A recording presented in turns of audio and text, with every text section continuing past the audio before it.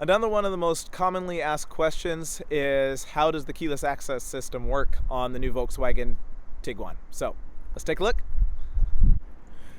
Now I have the key on me. I'm just going to put that in my pocket, and I shouldn't need it beyond that. To unlock the car, you just walk up, put your hand inside the door handle, and the car unlocks. If you need to lock it, you just touch the dimple on the outside of the handle and you're good to go. One thing you want to make sure of, you're not unlocking and locking at the same time. So don't try to do it like this. You might not get the result you want. Lock, unlock. And because I'm playing around with it, it's not going to trust me, so I'm going to do it again. There we go. So once you're in the car, of course, with the keyless access, you get push button start as well. Push button start, foot on the brake, and then just tap that button.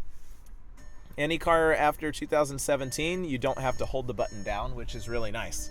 Now, one thing that you may run into when you try to start this, if the car doesn't start, you may have a little display up here that says no key in range or no key detected.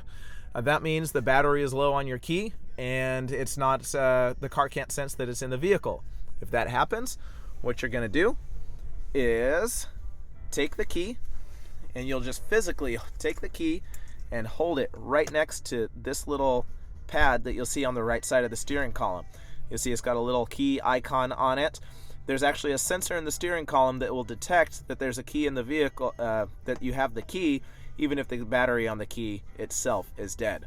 So hold the key up there. While you're holding it, press and hold the start button, and the car should fire right up.